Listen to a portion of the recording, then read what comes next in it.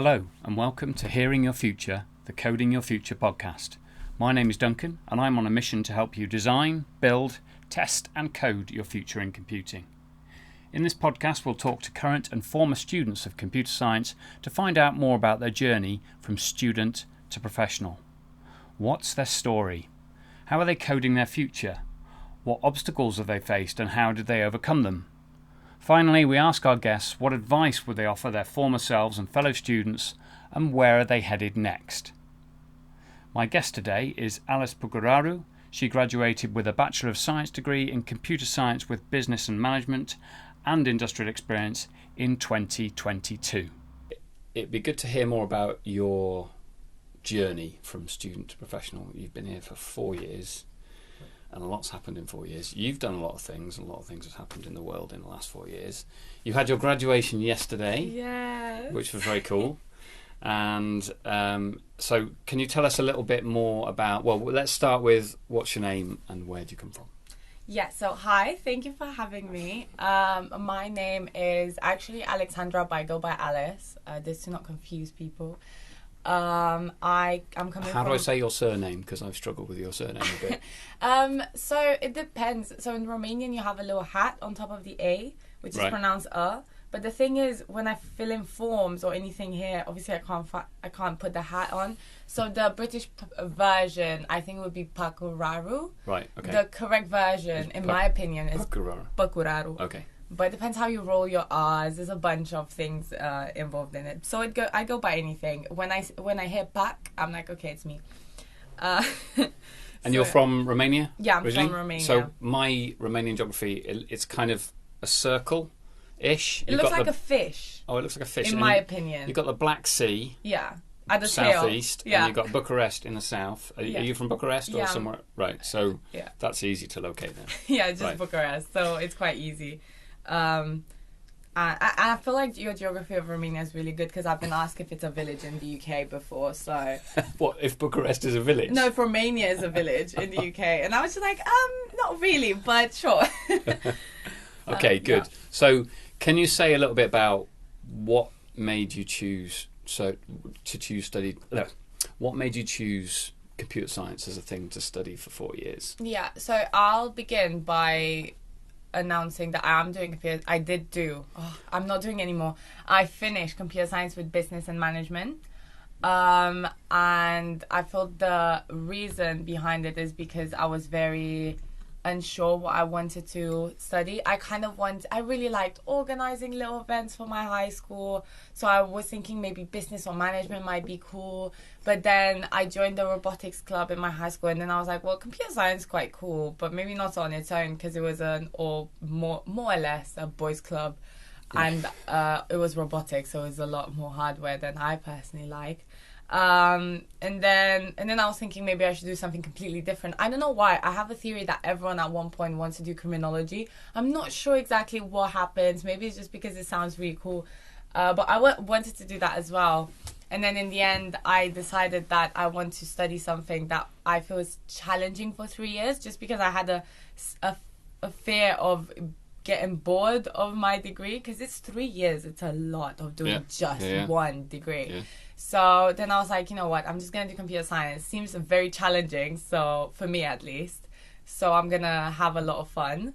And also do it with business and management, just because the University of Manchester, obviously they stopped doing the course, but it was at the point where I applied, one of the only, I think, 4 or 5 unis. Oh, okay, that's interesting. That offered the course. Right.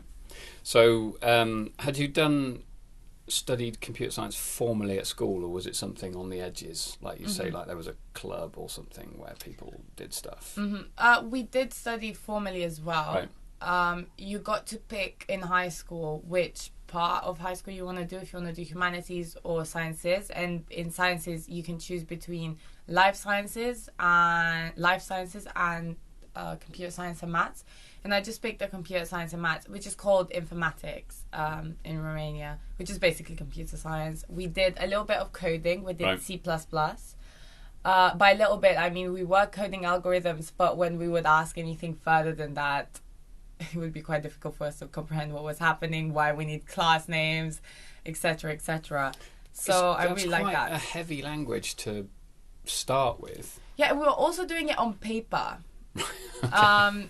We did have a informatics lab in our, and we kind of knew how to use. I think we're using code blocks to run codes, but day to day, just because we're so many students, we couldn't all fit in that lab, so we're just coding on paper. So I feel like that's even more difficult, because then you write on paper, and then the teacher needs to be like, yeah, that's not right, checking your and syntax. You can't run it and be like, why? The teacher needs to tell you. But I think it's really good for debugging now, because then when I came to uni and then we were doing Java, the lecturer asked us to code on paper before, and everyone was so outraged. I was like, oh, this is like school. So I think it's good, maybe. And I think maybe it develops skills in code reading, perhaps, in that you're not... Computer science often focuses on writing code, and that's a skill you need to learn, but actually reading other people's code, maybe doing it on paper helps you do that. Yeah, it does help, because you then... have to think a bit more carefully about what you're doing. You're not just, well, let's try that and see if it works. Exactly. And it's also, you know, when you write an algorithm and you need to check it against test cases, like in interviews, for example, it's not about the idea that you need to check, it's about where do you put on the paper the variables, and then remember how they update, like kind of having a little framework for that. That really helped me. So yeah, that's how I ended up in computer science. Good. Okay. So when you got here, how did it meet with your expectations? Was it like, okay, this is kind of what I was expecting, or were there any sort of surprises where you thought, oh, this is a bit different to what I was expecting? Well, I'd like to add the fact that I've never been in Manchester before coming here for my freshers week. So there were no expectations. UK, I guess. Oh, I went to London once. Does that count? I don't know. Well, maybe that's the UK. Yeah, it was a little holiday. It was quite fun. But then I came to Manchester, so one, everything was new. Two, I got there a day late, because I thought freshers means a week of parties, right? So I was like, oh, it's fine. I found a better flight for Tuesday, so I was like, surely no one's gonna miss me for one day. I actually missed the first lecture and my first lab, so I had to join a different lab. Okay. So I was there. I think I was in LF31. Right. And we got the little booklet with the Raspberry Pis, and I didn't have a data because the data was bad in LF31. I didn't know how to connect to the Wi-Fi, and I had to follow this little booklet, and I didn't know what a Raspberry Pi was, but I was too afraid to Google it because people would see my screen. It was very funny. So that was traumatic, to say. Right. But not a great start. Yeah, what is funny is that I was talking to all of my other friends that weren't really doing hardware before uni, and all of them found it the same. So it's quite funny now to kind of see how far we've come. So I feel like it's also nice, because now if someone... I don't know why everyone that talks to a computer scientist, they expect them to know everything. So that I'm so sorry, I don't know how a computer works. And I'm there like, I don't know either. It's fine. Well, you kind of do. You know more about it than you did 4 years ago. Yeah, no, obviously, I do know that. But it was quite funny. So in terms of the first day, very intense. But then I feel like it's good, because then I had to ask questions. So I just had to be like, Alice, let's put the ego aside and let's just go somewhere and beg someone to explain to me what's happening. But in terms of the first year, I really liked it. I thought I had obviously a little bit of an advantage just because I did coding a little bit before. So I think that was very helpful for me in the idea that it was a bit less overwhelming.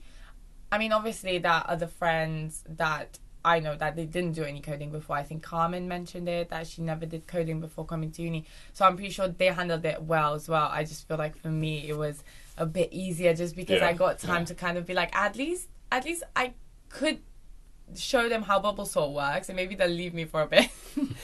So I found it really nice. Expectations, I didn't have any, but I really enjoyed it. But also, again, doing computer science with business meant that I wasn't doing any of the hardware courses, which I feel like might have been a bit more overwhelming for me, just because I have no experience in hardware.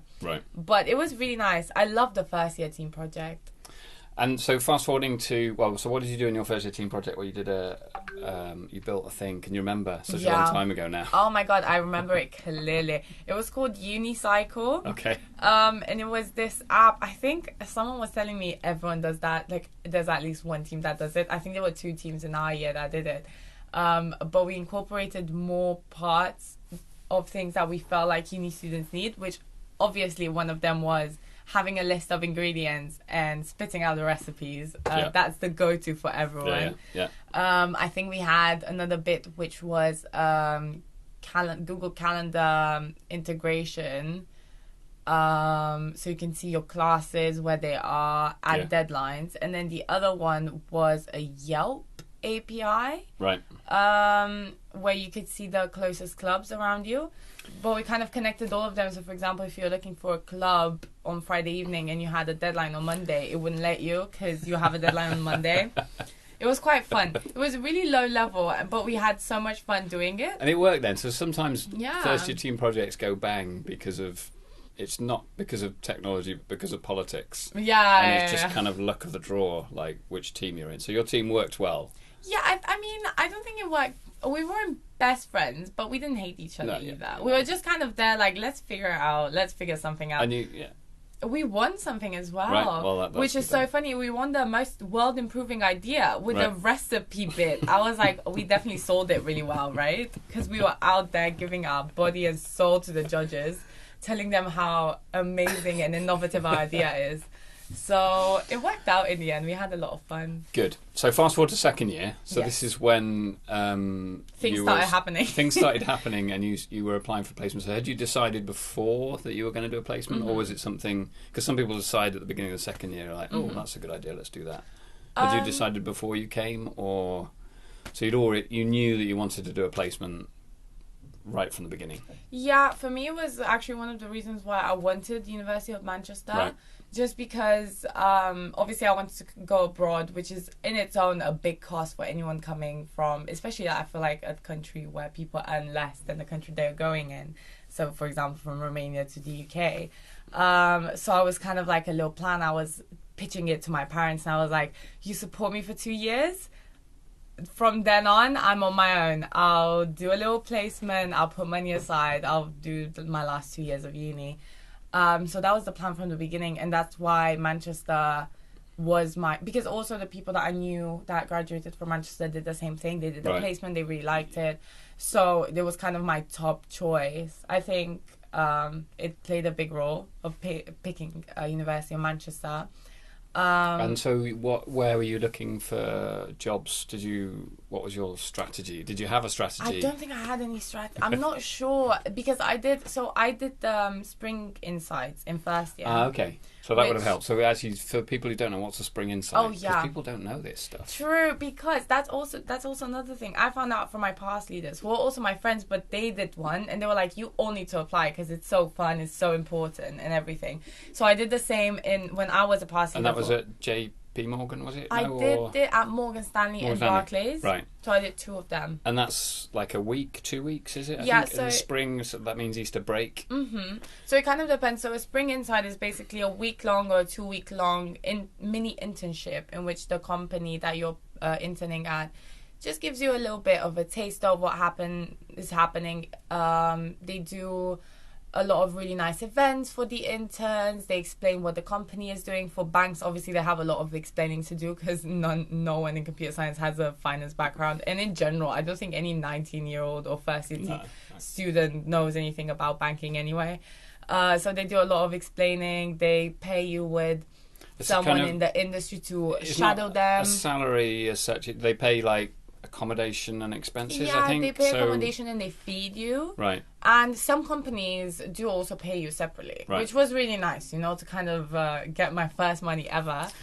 And then I think the thing about that is, the good thing about it is then you've got a big name on your CV, right? Exactly. So when you were applying for placements in your second year, you had Barclays and you had Morgan Stanley, two big names on your CV. Yeah. So then say, even if you don't go into banking, it's like, well, I've done this. Yeah, exactly. It kind of shows that you took initiative and you applied and you had to interact with people like this, and you also got it. So it's kind of like, well, definitely they did something right? But I do feel it's kind of a small downside, just because obviously the companies that do have the means to run week-long internships for students are also the bigger banks. So they kind of like... and a few tech companies, I think, as well. There's not much diversity. You're not going to find a startup doing a Spring Insight. Exactly. It's mostly banks or consultancies, I think. Right. But they're valuable yeah, important to kind of things to get do. the experience and to see how it feels. Just because, especially in computer science, I feel like after you graduate, you realize that the way there's so many avenues in which we can go to, but now it's even more growing the banking and the financial bit. So I think it's quite nice from the beginning to kind of try it out to see how it is. I personally, so again, I do think Spring Insights are really important. I suggest it to everyone to apply, just because it's kind of like not that many people apply, obviously, because, you know, first semester of uni, you don't know what's happening. Why apply for internships? But they were so useful. And relatively, I mean, not easy, but easier Oh, yeah, to I get didn't do any than coding. if you're applying for an internship, permanent job, the interview might be a bit more involved, but an interview for a Spring Insight's probably a bit less, you know, not so difficult. Right? Yeah. Because they're just kind of checking that you're not crazy or it is very much also behavioral heavy, and right. I feel like it really helped me because What do you mean by behavioral? The interviews. Right, so they're asking you a lot of trying interviews. to find out about your personality. Yeah, and I feel like that helped me so much when I was talking to my friends that were obviously applying for placements or after for grad jobs. They were kind of talking like, oh, I don't even know how to prepare for a behavioral interview, right? Because you get to second year or third year where you know the really hard bits will be the technical, and you kind of like think behavioral like, oh, it's fine, I'll just chat to them, right? And because obviously in first year I was so panicked because I was like, oh my god, this is my first interview ever. I did all the prep. I would be like reading their Twitter to find cool things I can talk to them about, reading their values, finding things that I did that match with their values. I kind of that's a good thing to find do, though. buzzwords that match their values. That's good preparation, finding out what the company does. You know, so you'd be surprised how many people turn up to interviews without any idea what the actual business does. Exactly. So when they're asked a question like, so what are our values? It kind of doesn't look very good if the candidate goes, I don't know. Yeah. But what do we do? What are our products? Exactly. Don't know. Exactly. But it's not difficult to prepare for those kind of questions, I think. Exactly. It is quite difficult, but I feel like it's also really important because you kind of figure out how the company is as well. I remember culture or exactly the culture, which initially I thought like, oh, you know, I just want a job. I don't really care if I match the culture. I'll match the culture, you know, I'll see how it is and I'll match it.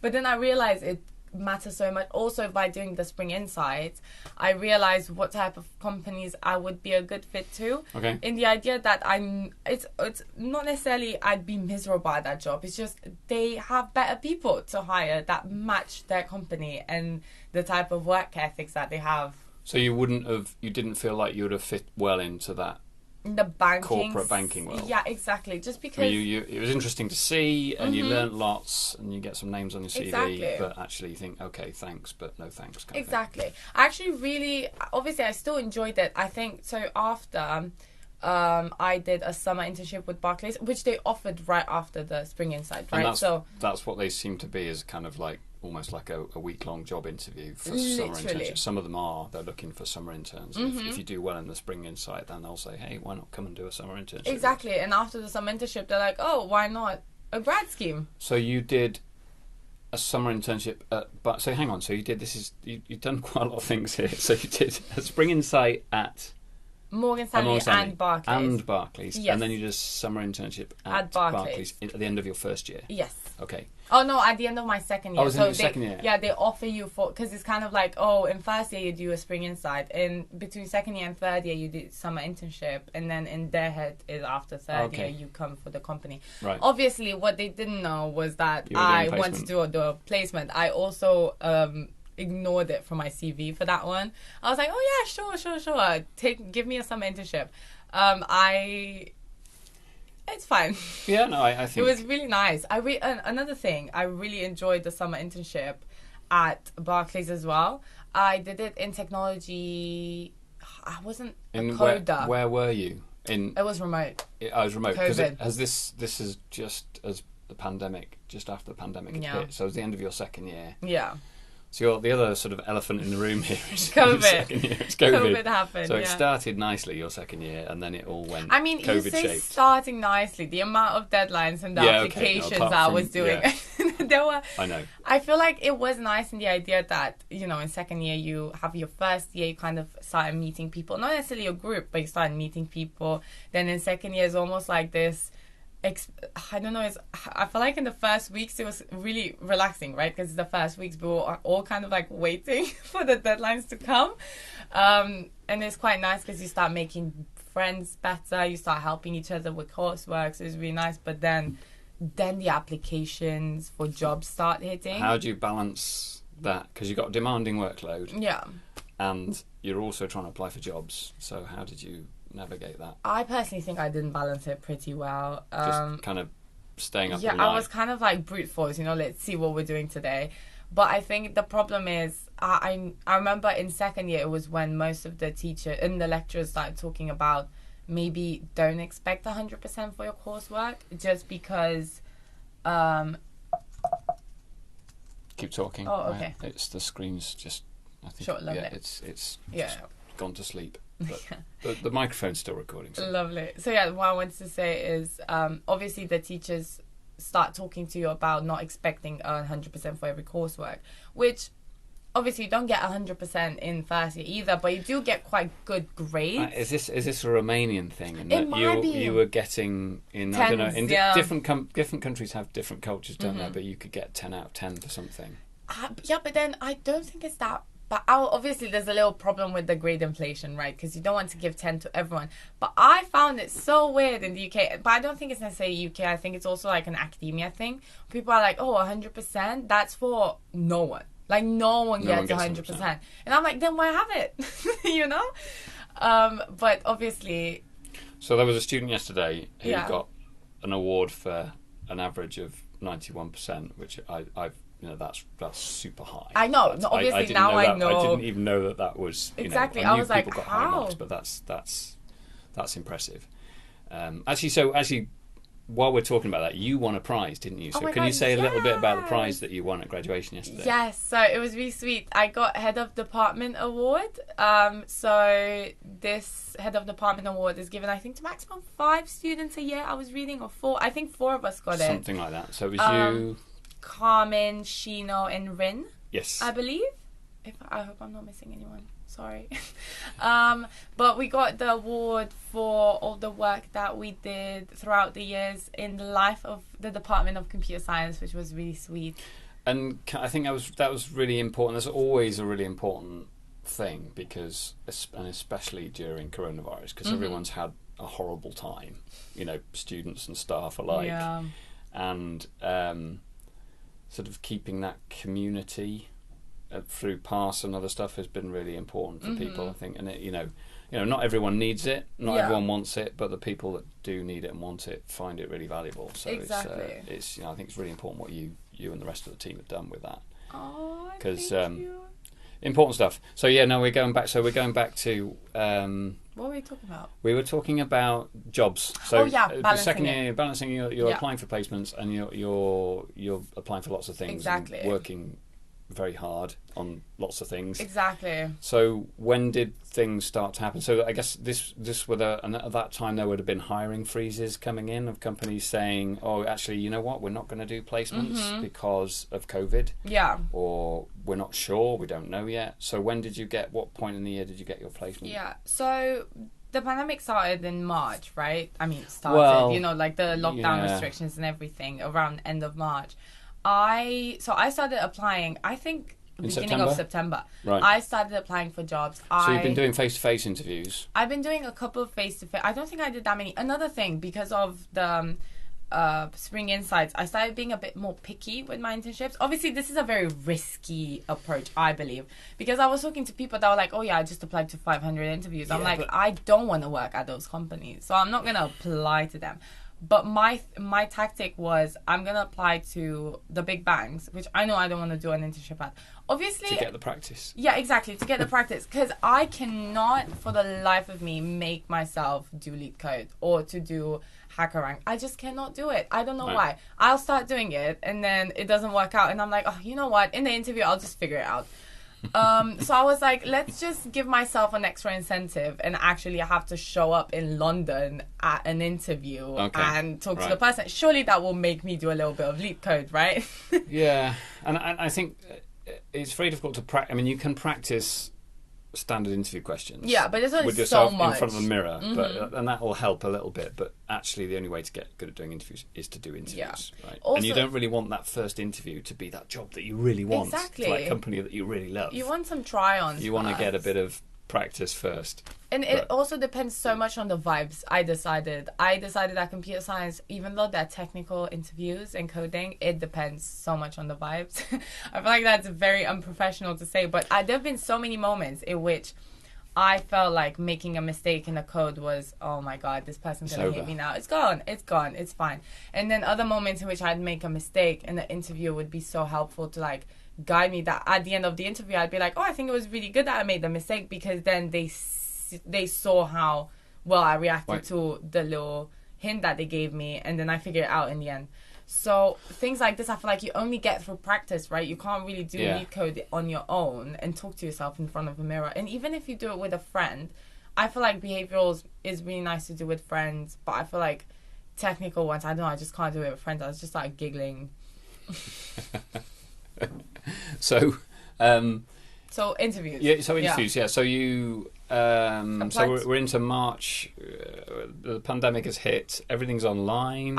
You're doing interviews via Zoom, I guess. Oh no, actually, I got my job. So yeah, sorry, that's what I wanted to say. So I started applying to the big companies in the first semester, right before Christmas. It's got a bit stressful because it wouldn't work out and those companies wouldn't hire me. I know I got, oh my God, I'm not going to say the name. I know it's not allowed to say the name, but I was interviewing at this really big investment bank, and I don't know. I thought I was doing a good job at the technical interview. I thought I was doing a too good of a job, because he was asking me very obscure questions of Java that I somehow remembered. And then the next question was, who's the CEO of the company? And I looked at him. In the middle of a technical interview? Middle of the technical. No, I think it was also at the end. So I was like, at that point, I was a bit like cocky. I was like, oh my God, I know this. And then the next question, who's the CEO of the company? The funny thing is, I just came from a room with like 200 posters of that man. Obviously, he was a man, right? And I was just looking at him, and I started doing this monologue about how I don't care about men in power. So I don't know his name, but it doesn't matter to me because I don't know. It was really bad. Right. So yeah, things like this happen. But I mean, I think there is a good interviewer will ask you difficult questions, but I think sometimes there's a bit of a power imbalance. Yeah. And sometimes people ask you a nasty question. Yeah. Just because they can and they want to see you suffer. Exactly. That's happened. Guess that's probably happened to you. Yes. Maybe. I mean, that sounds a bit like that. In that somebody's like, "Well, I'm just going to ask a nasty question." Yeah. I just like to treat it as it's not that nasty a question actually. Who's the CEO? I feel you should know who the CEO that's is. Why I've been telling the people for past since then. I was like, by the way, just research on the CEO. Just do yourself a favor and just know the name. You don't need to know what he's doing, but just know the name. Or one product and one service that the company makes, and then you're good to go. But yeah, so I was doing these interviews. I did manage to get a job by Christmas, which was really stressful because most of my friends got their jobs by Christmas. So it wasn't necessarily, I knew there were other companies that would hire. It's just because my friends got the jobs already, I was a bit like, so I'm a bit alone in this now after Christmas. I did some more interviews. Actually, I think my interview, because I did my placement at the HUD group in Manchester. Oh, to be fair, it was remote, but it was supposed to be in Manchester. So when did that offer come through?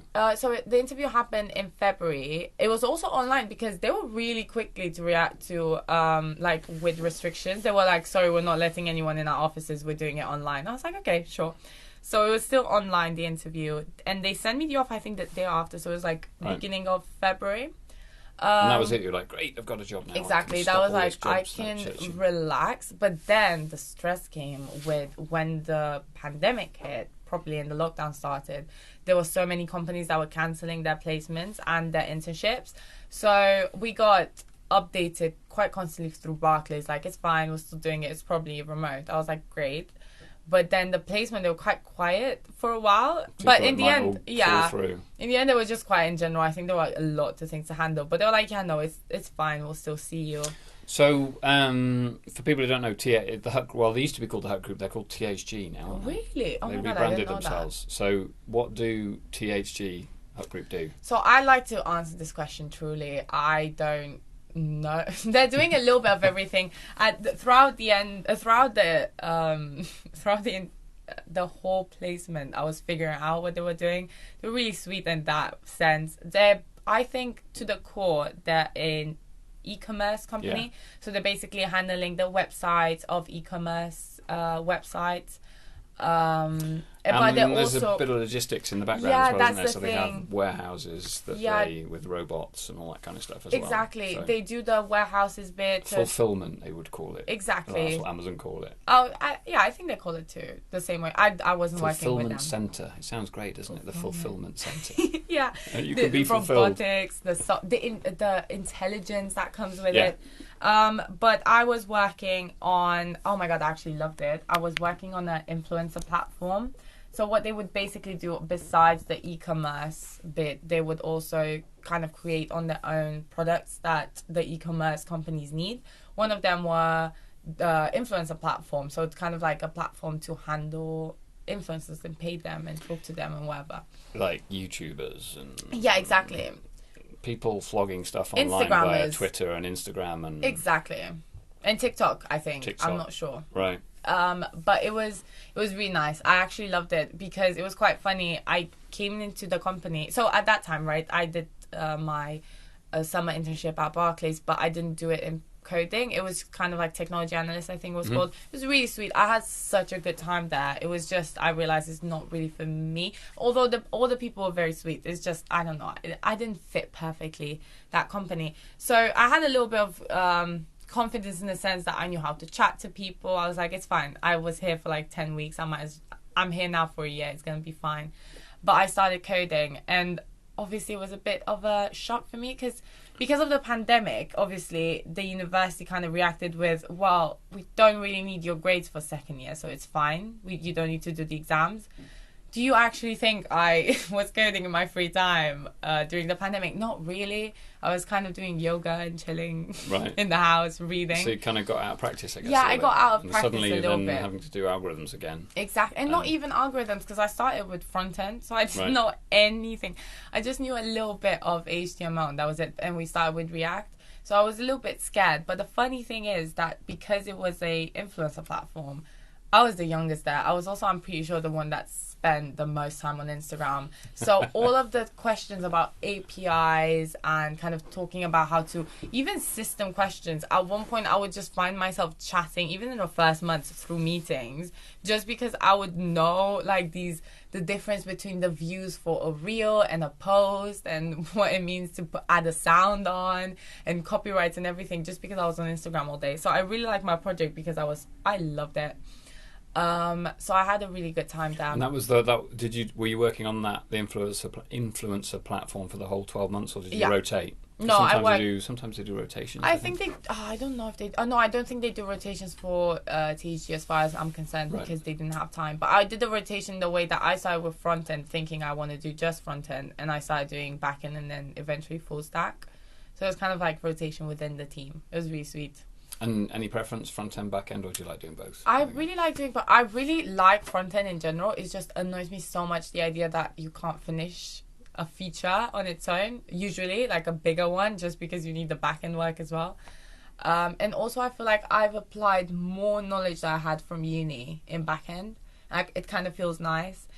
There's not a huge amount of front end stuff in the computer science. There's a little bit. You do a bit of a first year team project, and then you may or may not build a fairly big front end for that, but it's mostly back end, and it makes sense, right? Because front end technologies change so much, and it's so dependent on the language or framework that you use. Whereas obviously I didn't use the back end that I did in software engineering. It's just the algorithms were there. Yeah. So I could remember like a little sorting function that I could put in, and that worked regardless of the language or the framework that we're using. And I guess, would you say, is it fair to say that front end stuff is relatively easy to pick up or not? If you've not done any React, but you know a little bit of, basic HTML and CSS, for example, how easy is it to pick up React? I think it's easy to pick up. I just think it's hard to do. So it's quite like, you can get into it quickly, but then I would quickly realize how bad my code from the beginning was.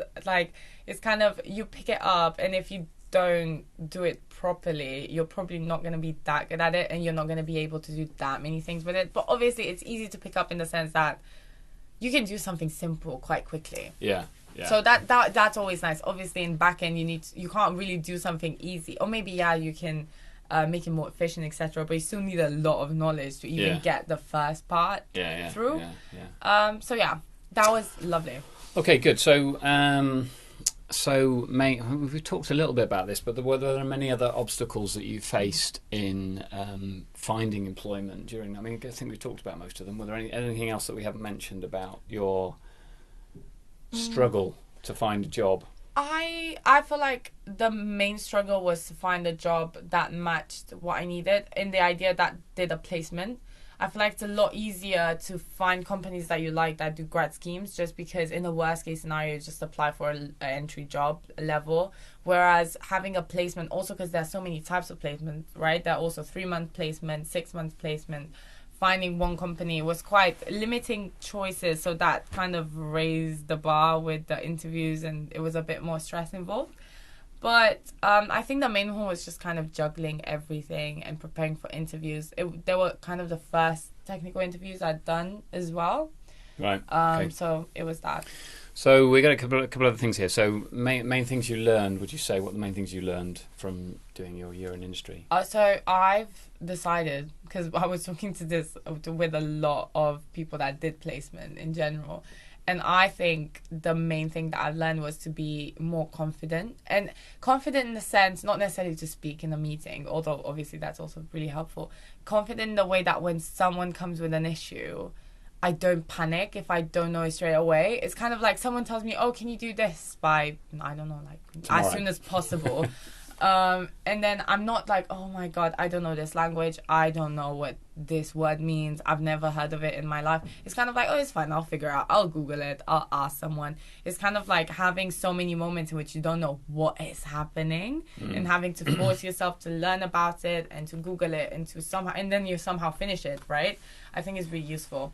Because in uni, when this happens, which is also roughly at the beginning of every single course and module, you still get a little bit of guidance, so you expected to know some things from before. I feel like when people give you in a job something, they're not necessarily like, oh, you should know this. It's kind of like, can you please figure it out and do something for me?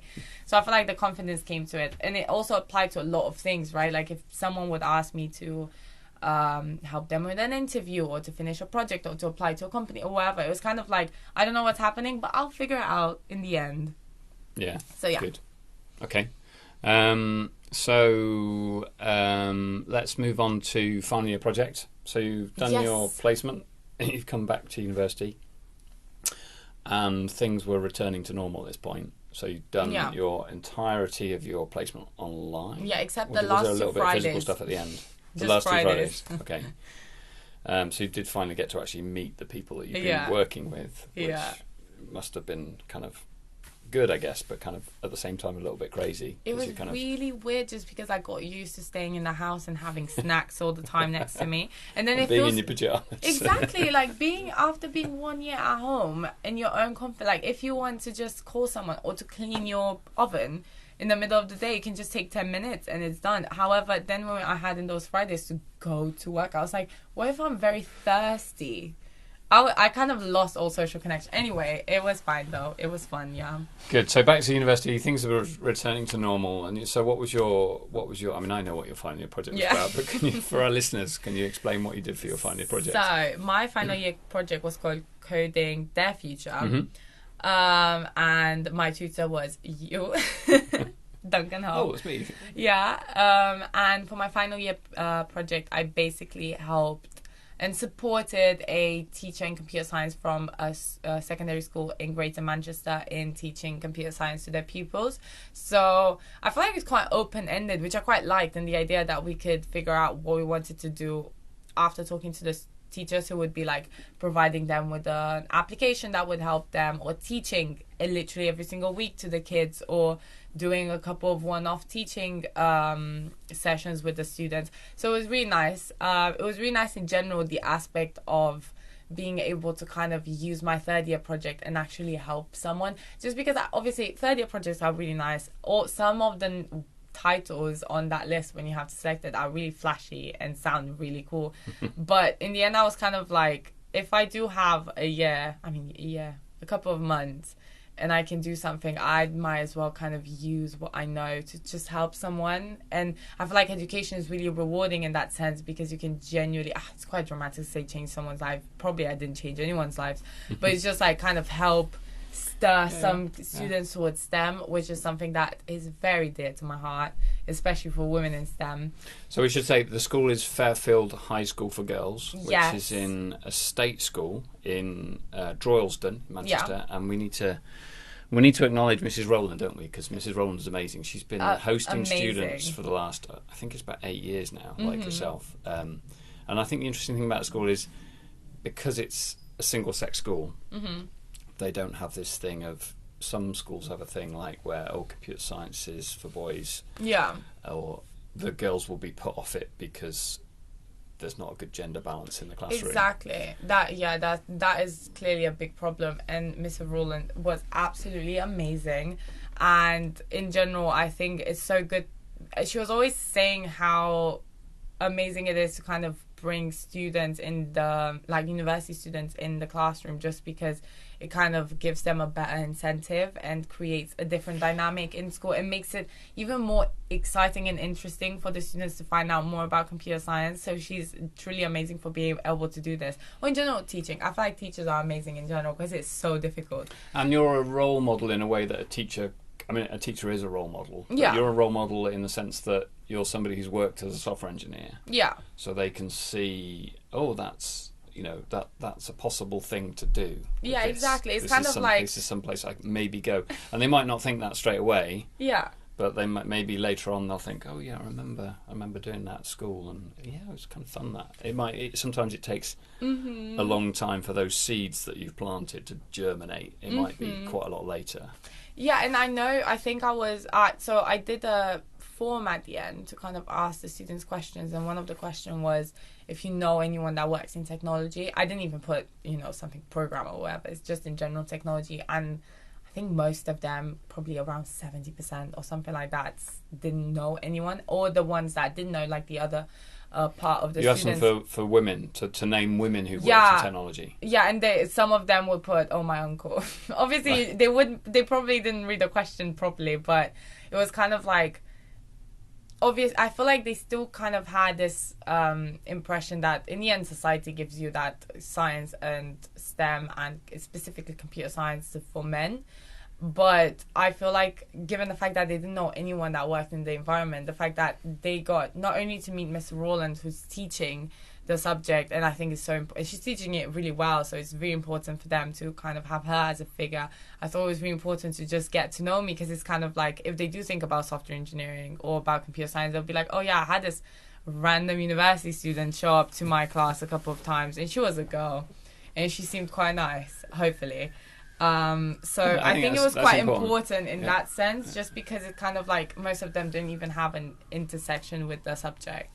I think especially in secondary school, you're there, your role is much broader than just, hey, here's some subject knowledge for you. Yeah, exactly, learn it. Because it's part of a whole sort of social system. And I was actually working, the class I was working with Mr. Rowland, we kind of decided that we want to focus on explaining to them the importance of computer science in general in life, just because by that time most of them, it just doesn't feel nice to kind of push towards a computer science degree someone that you can clearly see they just don't like it, and this kind of and that's kind of not the goal anyway. You don't the objective is not to get them all to become computer scientists. You're it's just saying, for them to know. In the same way as you learn English and maths, just because you need those things in life. Now, whatever you end up doing, it's important that you know this stuff. Exactly. So it was really nice to talk to them about a lot. I think the main topic that everyone liked and enjoyed, and the one that connected us the most, was TikTok. Right. So it was just talking about TikTok all the time. I used to love saying on TikTok and saying it's for research purposes. But I'd stay on TikTok, and I remember I was trying to explain to them the concept of algorithms, right? So it's kind of like TikTok has this algorithm, which obviously, again, it should be common knowledge, because there's so many issues that comes with having this algorithm. Oh my goodness. What it chooses to show you, when and why. I heard about an increase of kids having Tourette syndrome tics, just because there are obviously some really nice content creators on TikTok that have Tourette, and they just obviously just share with the world about it, which is really nice. They raise awareness, they have a lot of fans, it's really sweet, they create a community around it. But because some people that were perceived, I don't know, like easily impressionable, which to be fair, a lot of teenagers are in general, they would just start grabbing on even like these little tics, which in the end are not life-threatening, right? But it's kind of to show how much impact TikTok and the TikTok's algorithm and in general social media algorithm has on the brain, because if you see something every single day, you create yourself this bubble, which obviously the students didn't know about, right? They're 12 they don't need to know about social media bubbles, but they use social media. So we're talking about kind of this. I kind of mentioned a little bit about body image issues, just because they were at the age in which it was really easy to think that everyone looks like the Instagram influencers, or in that situation TikTok influencers. And then I think I mentioned briefly, like I was giving an example about like a very simple way of how the algorithm works, and I was like, if you're a dog person, you're most likely to stay on videos that have dogs, like to watch them or to like them or to share them. So then TikTok learns quickly, right, that you like dogs and not cats that much. So a dog person's TikTok is different than a cat person's TikTok. But then I mentioned, I never have dancing videos on TikTok, and the girls were so shocked. They were like, what do you mean you've never seen a dancing video on TikTok? And I was like, I have no idea why I've never seen a man, woman, or a person in general dancing on TikTok. And I think I had to literally open my TikTok and scroll with them for like 2 minutes because they wouldn't believe me. Right. And I was like, see, this is how the algorithm works. My algorithm is different than yours. Yeah. So it was really sweet, chatting a lot. Ended up for my project doing a couple of games and applications for the kids to kind of figure out the basics of computer science and apply them in different situations. I think the one that I did with Mr. Rawlins after a little brainstorming session was about Wordle. Right. We really liked it. But there's a bit of algorithm stuff in there. It was kind of like different, walking through the algorithm of Wordle and like figuring it out. It was really nice, really rewarding, and I absolutely loved it. Great. Okay. So the next bit is what comes next. So what are your plans for the future? I mean, you can say as much or as little as you want, because maybe your plans are still up in the air and you haven't decided yet. But they're not up in the air. I also the thing with jobs, which I'll never understand, is I never know how much you can say about them. So at the end of each interview, internship, I'll be like, right. So if I'll take my manager to the side and I'll be like, right, you tell me now, what am I allowed to say? Because obviously, like, if you code something for a year, you can't really tell them the code base, right? No. Someone asked. But I'm pretty sure no one told me not to say what I'm going to do next. Either way, I'm going to work at a consultancy company in London. Right. I'm going to be a software engineer, junior software engineer. So I'm really excited because I'm moving to London, and a lot of my friends are moving to London, which is really exciting as well. And that is the only next that I have planned. What's the name of the company, or would you rather not say? It's called Publicis. Oh no, it's called Publicis Sapient. Right. Okay. They seem Publicis Sapient. Sapient, and then how do you spell the first bit? Publicis with an S. Right. Okay. Publicis. So with the first of it is C and then it's S's. So that's exciting. It's really exciting. They moving seem to really London because you've been in Manchester for 4 years now, haven't you? Yeah, during my placement as well. I really wanted to go to London during my placement. Obviously, in the end, ended up fine, right? Because I've been remote. But I'm really excited. It feels weird to leave Manchester. Now, for my graduation, that I came here and I couldn't live in my flat and I had to get a hotel and move around. It felt so weird. But yeah, moving to London.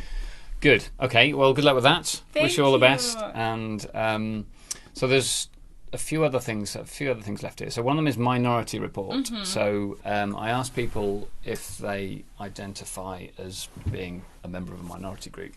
We've talked a bit about women in computing. So I guess that's one minority group that we can talk about. So we, I think, our stats are in Manchester, out of about 1,300 undergraduate students. Yeah. About 20% of them are female. Mm-hmm. So you're in a minority. Yeah. It's not ideal. Obviously, 50% would be kind of what we'd want, yeah. But we're not there yet. Yeah. So what's your experience been of that, and in the workplace as well? Mm-hmm. So, and what can universities and employers do to make campuses and workplaces more welcoming to women? Well, I think my experience is quite different than someone that, for example, would have grown up in the UK and went to uni here. I think we were talking about stats when we did that little Women in STEM event in Kilburn. We're talking about stats in different countries, and I think Romania is quite good with stats in terms of women in computing. So if you take informatics, for example, Yeah. your informatics class at high school was gender balanced, we were mostly girls, because I don't know. See, was that just an anomaly of your school, or most of the really top? I don't want to necessarily call them super top, but like a couple of the top scores in terms of like the grade you need to enter in high school, because we do a little exam. It's kind of like GCSE, and then depending on it, you so this go is to like a certain high sixth school. form, a school that you go from age 16 to 18. No, it will be 14 to Right. 15 to 18. So But it's you kind have of some like, kind of entrance exam, basically. Yeah, basically. At the age of 14. Yeah. I don't know how or why, but some of the top schools in terms of grade, because I can't speak in terms of like if they have good results or not, I didn't look, would be mostly girls. So automatically the people that would go into the classes of informatics and mathematics would be also mostly girls. So your fellow students on that, I mean, I guess you're still in touch, or you know about some Yeah. people. What sort of things did they go on to? I do have plenty of female friends that went into computer science, and also, you know, applying in general, like making the decision they want to go to a computer science university is kind of like nicer when you know that your friend has also, like, we didn't really start talking. This is why I wanted to say we didn't really start talking about the gender imbalance when we were in high school, just because we didn't have to, just because we didn't feel like it. It wasn't an issue, right? Obviously, I came here, I started And then was that a shock then? So you've gone from an environment where a little bit. there is no Yeah. gender imbalance, or at least it's kind of... It's imbalance towards not- men even. And then all of a sudden Yeah. it's switched, and you're in an environment which is very male-dominated. Exactly. It was really... I don't think I picked it up initially. I was, you know, I made a couple of friends where everything was fine. I started noticing, I think, all-female events in computer science. And I thought, I was like, oh, that's interesting. Why do they need that? I mean, obviously, I knew that there weren't that many women in computer science, but I was like, why would you need just female events? And then I started kind of like understanding how... I feel like after doing like group works and everything, and kind of like seeing that there are little microaggressions that people do to you. So Carmen was talking about this, and we didn't really explore it, but can you just explain what a microaggression is? So...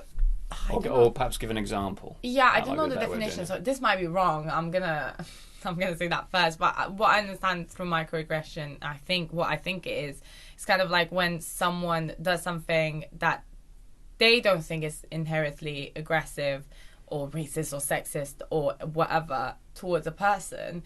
But obviously, if you think about the reason why they did it, it is. So it seems innocuous. Yeah, and maybe you might initially think it's innocuous, and it's not until Exactly. afterwards you think, That wasn't... hang on a minute, yeah. that was out of order. Yeah. I'm not going to let that happen again. I discovered all of these microaggressions more, I feel, in my final year. Just because in my final year is when I started hanging out. I feel like in my first 2 years, it would be like me with one or two friends, right? So it would be like us against computer science, I guess. But in my final year, I started staying more in Kilburn, obviously with my third year project. And I think it was also after And being COVID, a we past wanted leader as well. to be, and being a past leader, we wanted to be in Kilburn more, just because we've been apart for such a long time. I've started hanging out more with female, and we started talking more about things that would happen, and then I would realize some things would be microaggressions while talking to them. So can you give an example that you're comfortable talking about? yeah, I guess some of them might be a obviously. bit uncomfortable to talk No, about. I'm making myself comfortable talking about it. I feel like it's very important to just chat about things like this. I think the most important one would be, I think, mansplaining, which is a very delicate topic, just because some people genuinely explain in a rude way to everyone. It's not necessarily that they explain. So mansplaining being like a man explaining to someone, I think the word itself is to a female usually, or someone that identifies as female in general, as Something if the they already person they know. don't know. Yeah, it's kind Right. of like, oh, let me explain to you about why your computer does this. And I'm like, thank you, I wrote the program. I know why. So obviously it's quite a fine line, right? Because sometimes you don't know what the other person knows, etc. yeah. There are a lot of grey areas. However, sometimes it's like clear mansplaining. And initially I just used to kind of ignore it and be like, it's fine, just because I feel like society kind of made it acceptable for mansplaining to happen, and no one really questions it. But while talking to the girls, I'll be like, oh my god, that was mansplaining. I started calling out people on it. It's quite funny, actually. I don't know if it's rude or not, but I just called them out just because I feel like it's nice for them to know. If you're a man doing that, you'd be called assertive, right? But if you're a woman doing that, you might be called something not very nice. Yeah, exactly. Just standing your ground and exactly. saying, hang on, I'm not going to let you do that. Exactly. So I feel like it was quite useful in the idea that just talking about it was really important. And I also noticed doing past and everything and talking to that's why we started running the Women in Computer Science little pop-up events, I can call them, just because we realized that just sometimes girls just don't know. So if you hear a story, you'll be like, oh, that happened to me, that wasn't nice. Just because when microaggressions happen, I feel like they also make you feel a bit little, but you don't understand why, and you think it's normal. You think maybe it's because of you, or you think it's your fault that you didn't know those things before, or because you didn't seem like you knew those things before. So yeah, microaggressions definitely happened. What was the question? So yeah, how to make campuses and workplaces. Because I guess these would have happened at work as well, maybe? Oh, it did. A couple of mini things happened at work. I feel like it's a bit more... I think it was a bit more obvious at work, just because obviously in computer science, you interact with a lot of people every day. 20% of them are girls. I feel like the stats were a bit worse at work. But also because you were supposed to be in the same team all the time, right? You weren't also with COVID. You wouldn't really interact with anyone else. You would have your little teams group chat, and that would be it. So it was just me and one other girl and loads of men, basically. And it was fine. It was absolutely fine. But it's just kind of, you wouldn't necessarily have space to talk about certain things, or... I feel like it would be more important for workspaces and universities in general to have open conversations about it. I also remember when we were talking, because obviously in our group we would start talking about this as the girls would complain about something, and sometimes like one of the boys would ask, oh, I really didn't know that would happen. Like, I didn't know in any shape or form that can happen to you, just because, I don't know, we maybe overreacted at a joke that they made, which was intended to be a joke, and they wouldn't understand why, and we started to explain to them what that joke meant to us and why it's so stressful, why it's so touchy, and why we're so touchy on the subject, and be like, I'm so sorry, I didn't know that. And it's kind of like, the problem is that they didn't know that. Right. Yeah. So I feel like talking about it... talking about it's good, because then everyone's more aware of what some of the issues are. But I do feel like we're not necessarily in this place maybe to talk about it. I know we were talking with the girls during the Women in Tech event, where we're kind of like sharing experiences, giving advice, and at one point we were talking about, do we want to have almost a lecture where we invite men as well, or everyone basically, to attend, to kind of explain, because I feel like if they would know what women, or just in general anyone that's not a man or fits the stereotype of a white man in computer science, has to go through, maybe it'll be more easier for them to emphasize and be empathetic, empathize with everyone else. But then it was kind of like the issue of, is it your job and duty to use time and resources? Like, obviously some people like that, right? And I personally like talking about it and talking in past and talking to other people. But it's not necessarily, just because you're a woman, it doesn't mean you need to talk about and educate everyone else around you, because sometimes you just don't have time. It's exhausting. Sometimes you're exhausted. Sometimes you just, why do I need to teach you how terrible it is? Just try to like be a bit more aware. So I feel like it's a bit of a double-edged sword in the idea that you want to educate people, but sometimes you just don't have time and resources to do it. So yeah, I'm pretty sure universities would sort it out though, because they're quite good with things like this. And I think employers are wising up to these kinds of things. Exactly. In that we know we have a diversity problem in, for example, in technology companies. Exactly. And they're kind of like working towards it. But it takes a long time to make any progress. And obviously that comes with the idea of more students need more, in general, a variety of students need to pick up computer science in schools and then in universities, and then they get to the employer. So I think it's quite of a slower a slow advancement, Yeah, so to say. it takes years, doesn't it, for things to change, because it's a cultural thing. Okay, good. So is there anything else you want to say more about minorities? I'd love to chat about it, but I feel like we are getting on for time, so yeah, I think exactly. Let's move on then to there's two things left. So this is one tune, one podcast, one film. I love them. We love our music and our films and our podcasts, and unfortunately my playlist is dominated by lots of dad rock. So I've been asking students to, two things: rejuvenate it with something a bit different, or to perhaps internationalise it, because obviously a lot of the music I listen to is British and American. Yeah. And it's kind of fun when people recommend stuff I would never otherwise have listened to. So one tune that's special to you for some reason.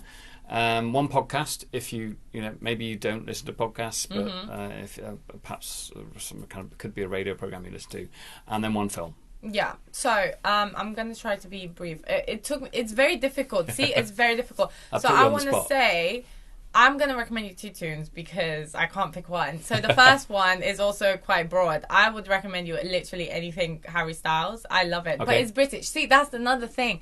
But then it's also British. So I don't think it's going to widen your playlist enough. So my next one... As it was is... recently. I love it. Good. Yeah, I absolutely. Oh, you like it then? I like it. So it's not new. Harry Styles. Okay, I absolutely adore Harry Styles. Anyway, and he's quite. What's the word? Well dressed. He is. He's amazing. I adore him. But this is not a Harry Styles fan podcast, so I have to move on. The next one is one that I used to play during the hard times of exam season. Okay. So it's actually, she's Romanian. She's a Romanian artist. Her name is Ina. It's like Ina. double N. How do you spell that? INNA. INNA. But then the song that I like from her is called Iguana. Iguana. It's in Spanish, the animal. I think. Yeah, she sings in Spanish. She's Romanian. Either way, absolutely amazing bop. I used to listen to it every single time I would wake up. Sad song or an uplifting song? Literally uplifting. Okay. I don't even know what she's saying. I don't know Spanish. It's very funny. Good voice. And I used to listen it on the speaker every single morning during exam season because I would be so tired and so done to have to go to the library again or Kilburn again. So I just needed a little bit of joy in my life. So that was my morning song. Excellent. Podcast wise, I really like, it's called On Being with Krista Tippett. On Being. Being as in... Yeah, just On Being. To be. Yeah. And then Christopher Tippett. Krista. So it's Krista with a K, Tippett. Krista. Yeah. And then Tippett is what? Double P? Yeah, double T? P. How do you know it's double P? I'm just guessing. This is such a British thing as well. So yeah, it's Tippett, double P. And it's really nice. She interviews a lot of people. I think they're mostly writers, but the ones that I like the most I think he's called Alain de Botton. All right, yeah, philosopher. I really don't know how to call it. Yeah, that writes lots of interesting books. This guy. Which one? Oh yeah, that one. Yes.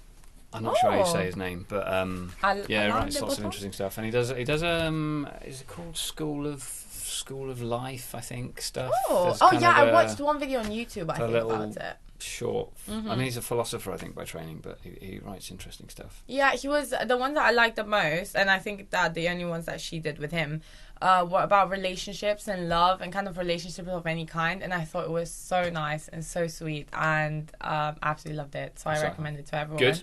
Okay, and then last one is one film. So I wanted to say, but I feel like that's very basic. I'm gonna recommend again too, just because in case there's someone that wants to come to uni, right? I would suggest them watching Imitation Game, because I feel like that kind of gives you a really good taste of what's happening in general with the baby and like the Alan Turing and everything. Was that your introduction to some of that history? And then you watched it and you thought you didn't realise all this stuff about I watched Turing. it, and then I went to Science Museum and I started seeing all these things. I was like, oh my god, I watched a movie about this. I loved it. I thought it was really cool. So I recommend to everyone else. Mm-hmm. But if you watched it, you can watch Call Me By Name. I love Call Me By Name. Call Me By, what's that about? It's about a gay love story. Right. It's adorable. It's set in Italy as well, so it has very much summer vibes. Because obviously the weather in Manchester is amazing for this, right? So I might as well pretend I'm in Italy. So yeah. We've gone from Mediterranean weather at the beginning of the week, 40-degree heat, to then like typical Manchester weather where it's 15 degrees and raining sideways. A bit more rainy. Yeah, I love it. You've got to love it. Right, so good. So thank you for those recommendations. We'll put them on. We'll put them on the playlist, and we'll put them on the show notes that go with this.